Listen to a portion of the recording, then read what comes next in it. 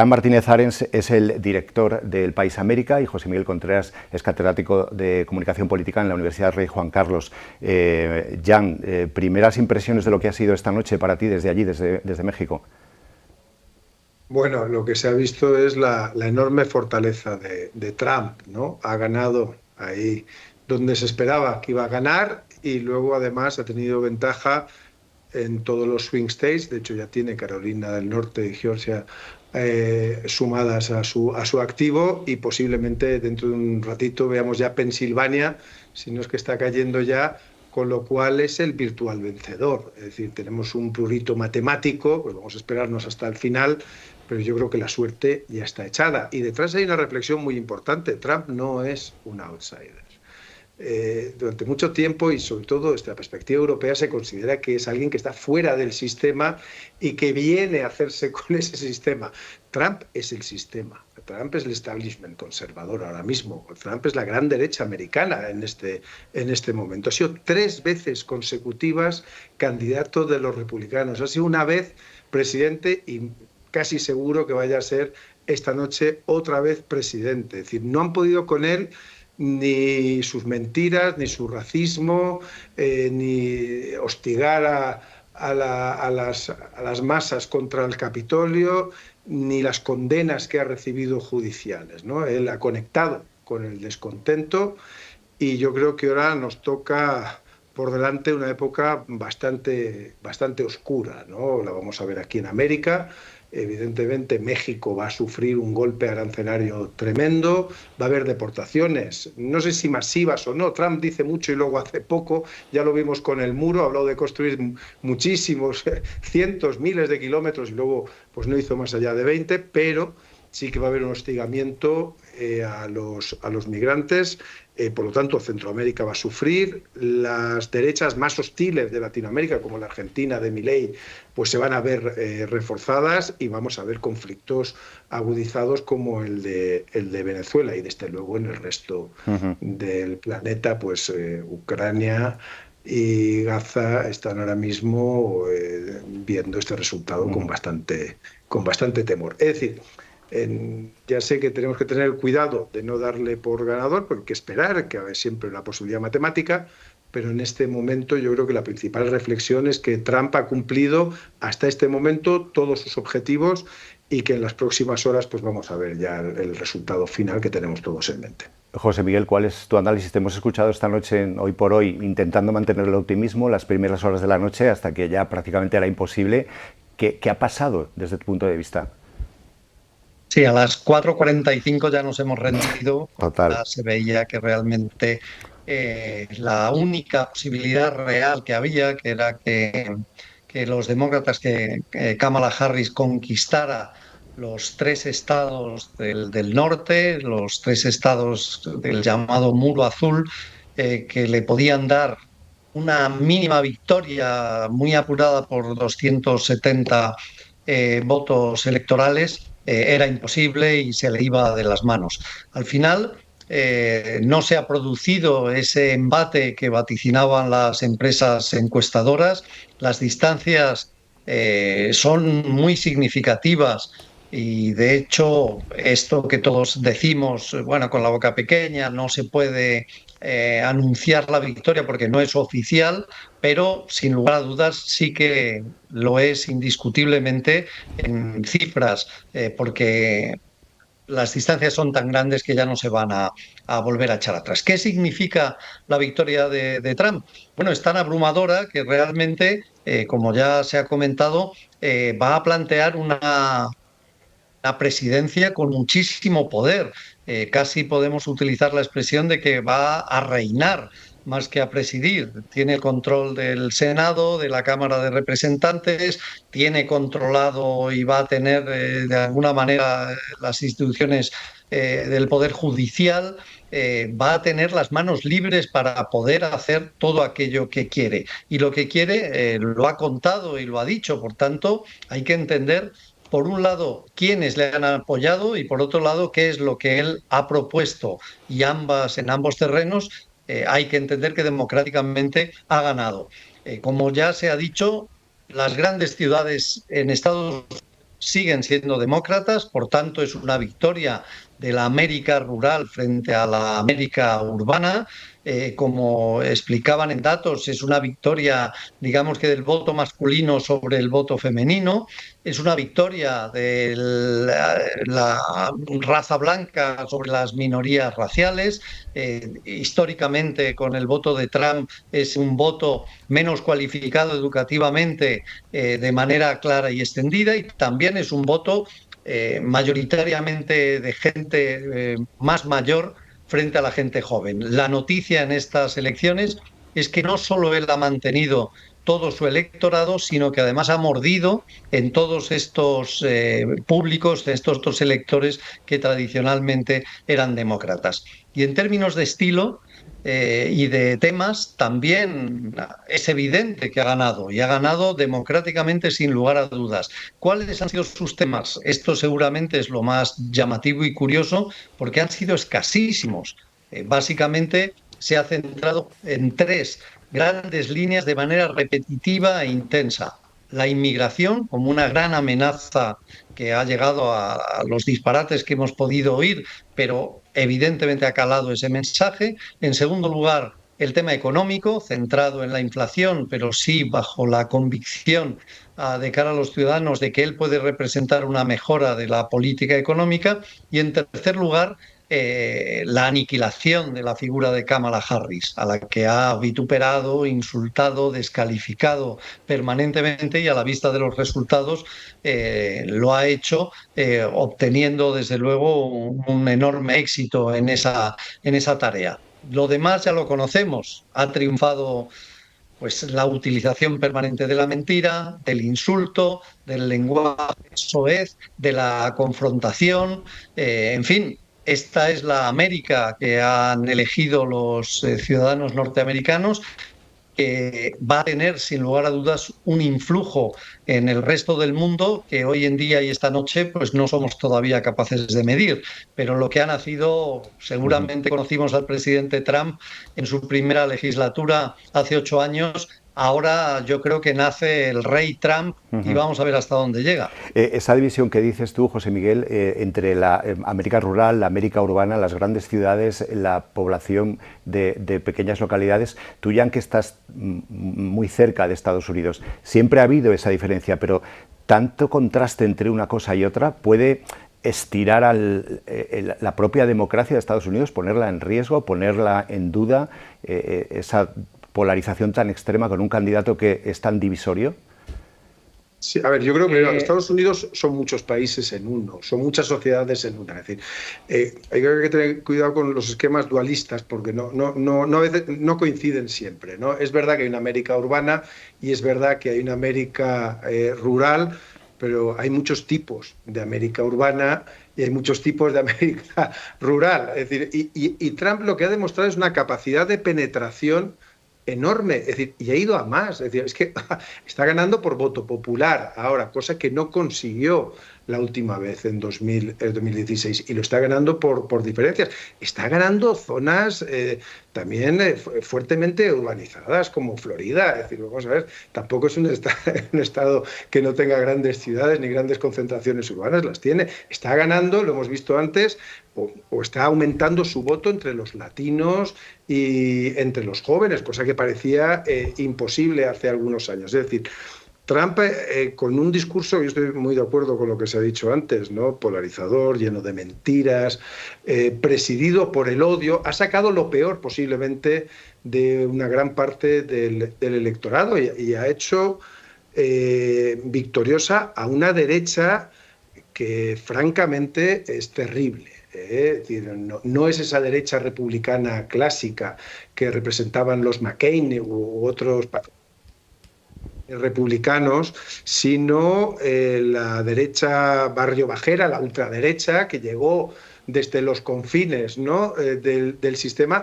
pero se han apropiado de él, lo que comentaba antes. Él ahora es el centro hegemónico de la derecha estadounidense y todo gira alrededor de él. Además, él tiene, las dos cámaras las va a tener, tiene un supremo proclive a él y además, a ver, tiene unas ganas de venganza, un ánimo de devolver los golpes que él considera que le han dado injustamente, aunque muchos consideremos muy justos. Es decir, va a ser un periodo muy, muy hostil. No es el mismo Trump. Yo creo que este es mucho peor que el Trump que llegó en 2016 y además conoce bien la maquinaria del Estado. Entonces, bueno, estamos ante un horizonte, yo creo que malo para los equilibrios mundiales, malo para Estados Unidos. Yo no creo que sea una buena elección, y ahí la pena es que los demócratas yo creo que han perdido mucho tiempo en estas elecciones. Es decir, Biden no se retiró hasta que no colapsó, recordemos, en vez, cuando ganó Biden en 2020, todo el mundo esperaba que a partir del segundo año ya iba a abrir las puertas a Kamala Harris para que ella pudiese fortalecer su perfil de candidata. Pero no lo hizo, posiblemente porque las encuestas daban que Kamala tendría dificultades para ganar, que es lo que estamos viendo esta noche. Pero claro, es que finalmente a Kamala le han dado solamente unos pocos meses, fue en julio, ¿no? Si no me recuerdo mal, cuando pues directamente colapsó Biden en un debate cara a cara terrible, como no habíamos visto nunca, y la maquinaria demócrata tuvo que crear prácticamente a una candidata que habían mantenido en la trastienda de una forma dolorosa. Bueno, yo creo que ella ha dado la batalla, yo creo que ella ha sido una candidata que le ha dado posiblemente todo, que ha estado cerca, que ha habido partido, pero que al final pues la realidad y la mentira también, y el odio, que es lo que promueve Trump, han vencido. Tú que conoces también las campañas electorales y que las estudias en profundidad, José Miguel, mirando hacia atrás lo que ha sido la campaña de uno y otro, ¿has visto cosas que se tendrían que haber hecho de forma distinta, o todo se ha basado en cómo son los personajes en campañas que han ido bien? Bueno, al final, evidentemente, el resultado aclara mucho qué campaña ha funcionado y cuál no. Entonces, basta con ver los temas que uno ha propuesto y el otro, y a partir de ahí es fácil hacer el análisis a posteriori, ¿no? Seguramente hay algún elemento diferenciador, claramente, como puede ser el tema de la inmigración en el caso de Trump, o el tema de las mujeres en el caso de Kamala, donde parece, a la vista de los resultados, que el pueblo americano ha primado la amenaza de la inmigración, o, como decíamos, la situación económica. Y hay otros elementos en los que competían y que yo creo que era decisivo. Uno de ellos, de los más importantes, es el que tiene que ver con el cambio.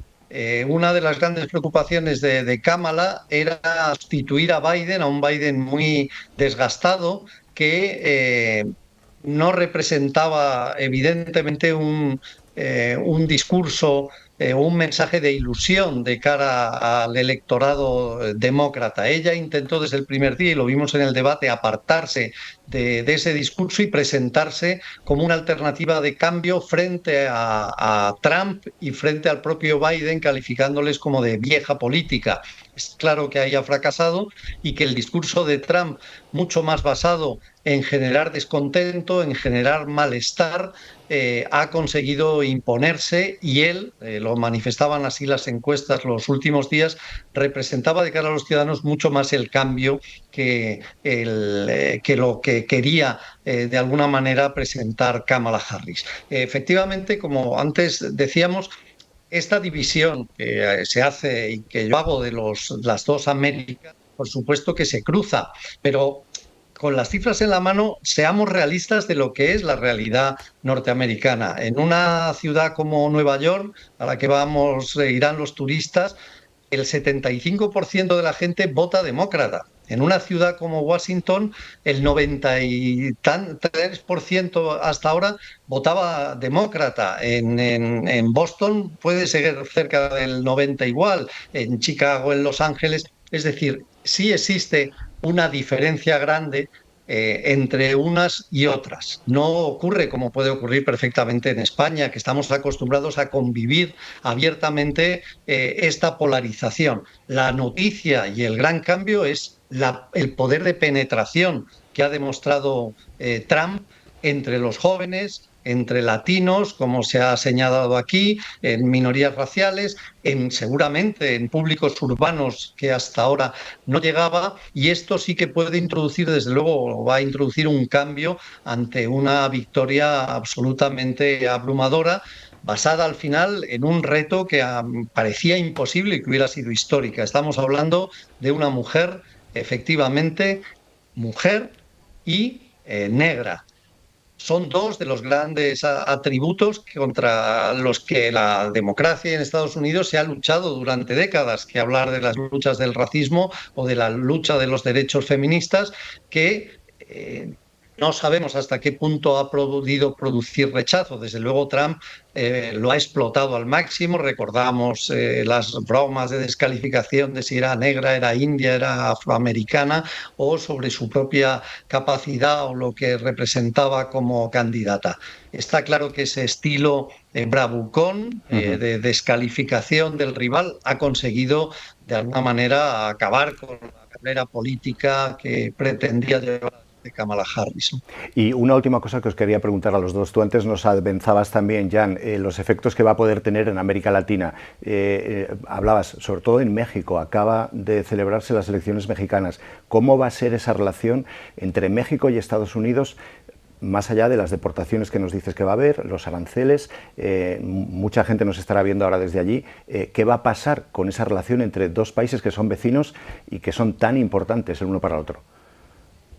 A ver, ya la han ensayado, es decir, ya el gobierno de López Obrador le tocó lidiar con Trump, y yo creo que tiene una parte de la lección aprendida. Es decir, con Trump se negocia. Trump, si algo tiene, es que si saca algo a cambio está dispuesto a ceder.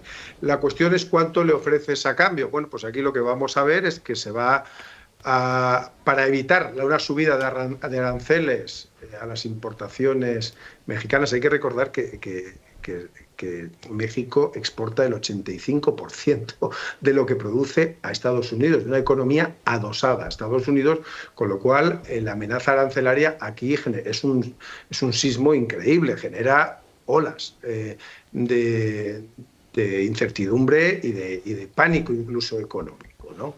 Entonces, bueno, pues lo que van a tener que ofrecer es la baza migratoria, es decir, establecer la policía y el ejército a lo largo de todo el país para hacer de tapón de las olas de migrantes y ayudarles en las políticas de deportación que va a llevar adelante Trump.